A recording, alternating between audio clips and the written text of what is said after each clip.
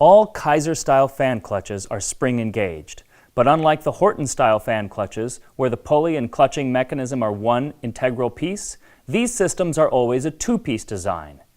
The first piece is the hub, and consists of the pulley and the bracket. The second piece is the fan clutch itself. Once the two pieces are bolted together, you have the completed fan clutch assembly.